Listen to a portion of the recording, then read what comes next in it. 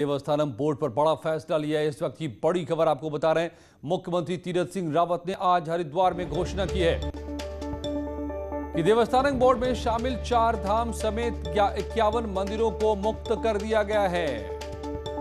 यानी बोर्ड में शामिल सभी 51 मंदिर अब बोर्ड से आजाद हो चुके हैं। सीएम तीरथ सिंह रावत ने यह कहा है कि देवस्थानम बोर्ड पर पुनर्विचार किया जाएगा। सीएम तीरथ सिंह रावत ने यह बयान वीएचपी मार्गदर्शक मंडल की बैठक के बाद दिया। मेरा कहना यह है कि सत्य की खोज होनी चाहिए। जो गुलामी के समय में हमारी संस्कृति, हमारे स्वाभिमान के प्रतीकों को दबा दिया गया था, दफना दिया गया था, उनकी खोज तो होनी चाहिए, तलाश तो होनी चाहिए। अगर वहाँ खुदाई की जाती तो क्या बुरा है, अन्यथा क्या है। ये तो सर्वविदित है कि वहाँ जो भगवान विश्वनाथ की चारों ओर जो मंदिर थे उनको तोड़ा गया और तोड़कर मंदिरों की देवस्थान बोर्ड की बात आई थी अभी संतों के बीच में। मैंने तय किया है उस पर पुनर्विचार करेंगे, लेकिन साथ ही जो 51 मंदिर नए जोड़े हैं उनको उससे मुक्त कर देंगे। तो जो मंदिर जोड़े हैं देवस्थानम बोर्ड में उनको मुक्त कर देंगे। 51 नए मंदिर फ्री कर दिए गए हैं, जिनमें की 4 धाम भी शामिल हैं। शैलेंद्र नेगी हमारे संवाददाता मेरे साथ जुड़ गए हैं हरिद्वार से। शैलेंद्र, तो इसको लेकर संतों में बड़ी नाराजगी थी, तो संतों के मेले में जाकर ही ऐलान कर दिया आज सीएम ने।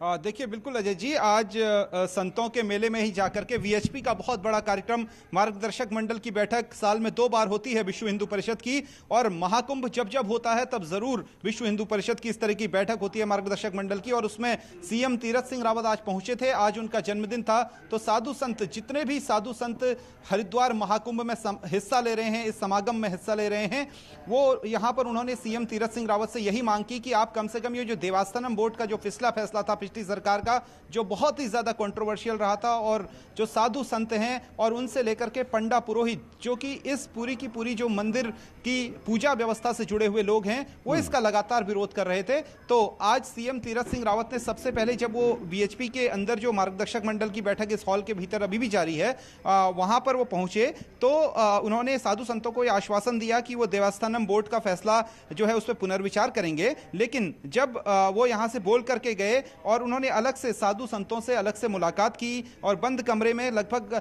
15 से 20 मिनट की मुलाकात सीएम तीरथ सिंह रावत की साधु संतों के साथ हुई। जब उस बैठक से वो निकल करके आए तो उन्होंने मीडिया कर्मियों को यह बाइट दी और बाकायदा कहा कि जो 51 नए मंदिरों को शामिल करने का देवस्थानम बोर्ड के जरिए उन पर सरकारी नियंत्रण की कोशिश की गई है, वो उसको मुक्त करेंगे। और यह बाकायदा एक बहुत बड़ा ऐलान है। पिछली सरकार ने देवस्थानम बोर्ड को किसी रणनीति के तहत बनाया था। हालांकि सीएम तीरथ सिंह रावत जब बोल रहे थे तो उन्होंने एक बात ये कही कि उनकी कुछ मजबूरियां रही होंगी, पिछली सरकार की कुछ मजबूरी रही होगी। आखिर क्या बात रही कि देवस्थानम बोर्ड बनाने को मजबूर हुए, इस पर वो विचार करेंगे और सभी पक्षों से बात करेंगे। साधु महात्मा हमारे साथ मौजूद हैं, वो इस फैसले से किस तरीके से खुश हैं। महाराज, आप क्या इस पूरे फैसले से खुश हैं? देवस्थानम बोर्ड से 51 मंदिरों को मुक्त करने के फैसले से प्रसन्न हैं आप? निश्चित रूप से, हमारी हिंदू आस्था का केंद्र था और इस पर सरकार ने अपनी सहमति जताई है, तो निश्चित रूप से खुशी होगी। और हम सबको, मुझे को नहीं, इस पूरे हिंदू समाज को इस बात की प्रसन्नता है, और हम बधाई देते हैं मुख्यमंत्री जी को, और हम मांग करते हैं और समाज को भी एक